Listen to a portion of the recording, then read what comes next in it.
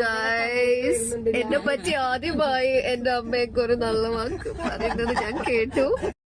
നമ്മള് കറങ്ങി ഇപ്പുറത്തെ സൈഡ് വന്നു, അതിന്റെ അടുത്തൂടെ വന്നു. ഓർമ്മ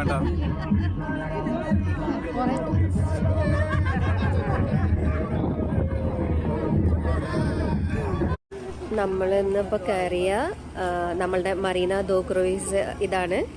ഇതിലായിരുന്നു നമ്മൾ കയറിയത് കേട്ടോ. എല്ലാവരും ഇറങ്ങി തിരിച്ച് നമ്മൾ ഹോട്ടൽ റൂമിലോട്ട് പോവാണ്. ഫുഡൊക്കെ പറയുമ്പോൾ നമ്മളുടെ ഒരു ഫ്ലേവേഴ്സ് ഇല്ല, ഒരു അറബിക് ഫ്ലേവേഴ്സ് ആയിരിക്കും, മൈൽഡായ ഫ്ലേവേഴ്സേ ഉള്ളൂ. നമുക്ക് അത്രയ്ക്ക് ഇഷ്ടപ്പെടില്ല, എന്നാലും കുഴപ്പമില്ല, അഡ്ജസ്റ്റ് ചെയ്യാം. പല ടൈപ്പ് ഓഫ് ക്രൂയിസുകളാണ് കേട്ടോ ഇവിടെ. ഒരുപാട് ക്രൂയിസുകൾ എന്താണ് ടൂറിസ്റ്റിനെ വെയിറ്റ് ചെയ്തിട്ട് കിടക്കുകയാണ്. ഇവിടെ ഇതിന്റെ യാടാൻ തോന്നുന്നു എല്ലാത്തിനും കൊടുന്നിടുന്നത്.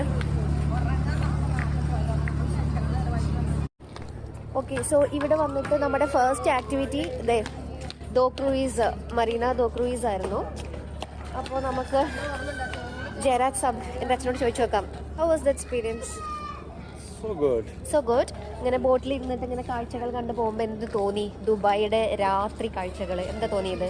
ദുബായിയുടെ രാത്രി കാഴ്ചകൾ കണ്ടപ്പോൾ എനിക്ക് വളരെ ഒരു നല്ല എക്സ്പീരിയൻസ് ആണ് തോന്നിയത്. ഇതേമാതിരി നമ്മളെ നാട്ടില് കംപ്ലീറ്റ് ചെയ്യാൻ പറ്റിയില്ലല്ലോ എന്നുള്ള. ഇന്റർവ്യൂ എടുക്കാൻ പോലും സമ്മതിക്കില്ല. ഗൈസ്, എന്നെ പറ്റി ആദ്യമായി എന്റെ അമ്മയൊക്കെ ഒരു നല്ല വാക്ക് പറയുന്നത് ഞാൻ കേട്ടു. ഈ ട്രിപ്പിന് ഇനിഷ്യേറ്റീവ് എടുത്തത് ഞാനാണെന്നും ഈ ട്രിപ്പ് നടന്നത് എന്റെ കാരണമാണെന്നും. So happy. എവിടെ ഞാൻ കാരണാണ്. So happy.